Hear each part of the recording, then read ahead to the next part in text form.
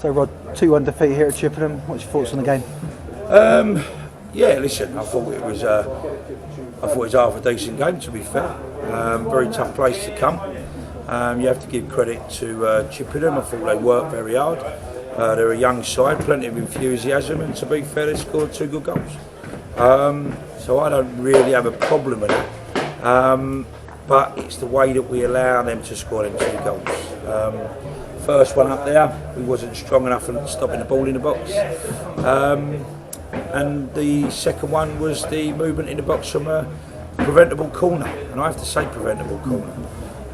Really tough place to come, tight pitch, and to be fair, I thought we opened up really well. I thought in the first, probably up until they score, which has been the problem that I've had for a long time, which is 1 goal, 1 chance, 1 goal, which has been, you know, today has been the same situation.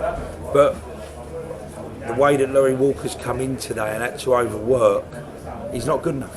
It's not good enough. He was outstanding, let me tell you. I thought he pulled off 4 or 5 fantastic saves. Don't want to take nothing away from them, but I'm not seeing enough from their goalkeeper. You know, I think if we have them opportunities today, we probably win the game.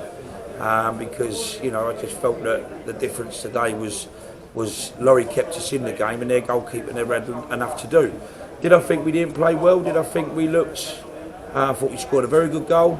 I thought there was a massive decision that they could have had a man sent off. Obviously when the boy Pratt had just been booked, and then within a minute later he goes and does another offence. Referee just said, well, he didn't book him. So, you know, that's in the first half. It's a major decision. But there we go. Listen, we have to live with these decisions these days, because that's where, not just me as a manager, pretty much most managers probably have the same issue. But listen, I'll take nothing away from Chippenham today. They made a real battle of it, and you know, we fortunately never took our chances, but I don't think we opened them up as much as we should have done. I thought a lot of their chances were long shot efforts that, to be fair to them, technically they caught us with quite a few good shots, and as I say, Laurie Walker on blob was able to keep us in the game. But yeah, disappointing for me, because I felt the way the game started, we'd definitely have a chance of getting something out of it today. So what do you think didn't quite work today compared to, say, against last week's game against Havant? I don't really know. I think we played 2 different teams. I watched these against Maidstone last week and I thought they were very good. I've got to be honest, I thought they had a lot of enthusiasm, they can handle the ball. I mean, you take their first goal, great diagonal ball out there. You know, these are a good side, and I said, like, as Paul Doswell said last week, we're in a bit of a false position, and so are these.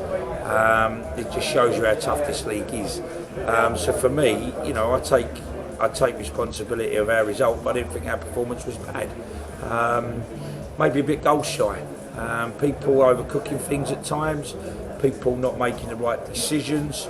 Do we lock on from set pieces well enough? Do we help defend from the front well enough from set pieces? They're the things today that I think have contributed to allowing the ball in the box too many times.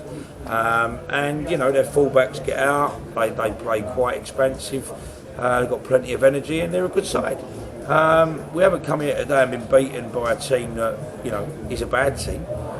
They've obviously had a good result against us today, and I wouldn't say thoroughly deserved, but I'd say you've got to give credit, they stuck at it, and we never affected their goal enough, and we've snoozed on the first goal and the second goal, and that's the problem that we've been trying to rectify for a little while, and we haven't managed to do that. But yeah, I thought 1 or 2 of us today was off the level what I needed. I thought Brad Stevenson come in and showed that he's good on the ball and he can do stuff, but he's got to be aware that he's got to dig out for us. So listen, to me, you know, where was we today? I was pleased with the performance, but not with the result. So we've got a lot of games coming up now over the busy festive period. Are you confident you can mix around the squad and get the team ready for those big games? We can't mix around anything. We had 16 here today and 16 available players. That's it. Billy Knott wasn't here today. We left Higo back, who's been getting over a serious illness, like a serious gastroenteritis, which he had in a really bad way. So, but there's no excuse. We've still got Robbie Simpson here today, who scored another goal at 3-3. And you've got people like Leroy Leiter to come off the bench. There's no excuses on that. But yeah, we are totally out on our numbers, and I'm trying to make one signing, but it's very difficult because circumstances is we have to try and save money rather than spend money. But yeah, and unfortunately I don't see any of our injuries being back for quite some time. Andy Fennell now, he's had a problem, so he looks like that he might need to have an operation on a hernia. Mickey Splains definitely now looks like he's got to have an operation. Obviously you've had Tom Ray who's had the operation, and Ollie Muldoon waiting for an operation, so there's 4 operations in one season, which is really mad, but it is what it is. And as I say, with my team here today, my squad is as good as it needs to be for the level, so there's no qualms with that at all. Obviously it's handy if we had them players back, because we can go into the next few games with a little bit of movement within the squad and the starting 11, but we ain't going to be able to do that really. We've just got to work from the bench and the 11 that are playing. Brilliant. Any messages for the Claret fans at Christmas? The only message it can be is, hopefully 2019 is a better year than 2020. Obviously 2020 we lost dramatically what I felt was a bad decision against us, against Welling. A penalty in the last 10 seconds of a game that looked harsh. So we remember that. And then this season we had an unbelievable pre-season. We won every game. It looked like everything was going to work for it. It just shows what a false reading that can be. Boys are still working hard, and they never give in. I appreciate the supporters here today. They haven't obviously travelled in loads of numbers, but everybody who's made the effort, I want to thank them. But I want to just say, listen, still a long way to go.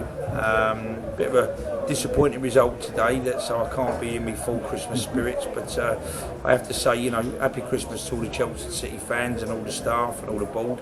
And let's just hope that 2020 we can bring some more smiles on their faces week in, week out, rather than a little bit of the stuttering journey that we've found ourselves in this season or in this year as well. Brilliant, thanks Rod. No problem.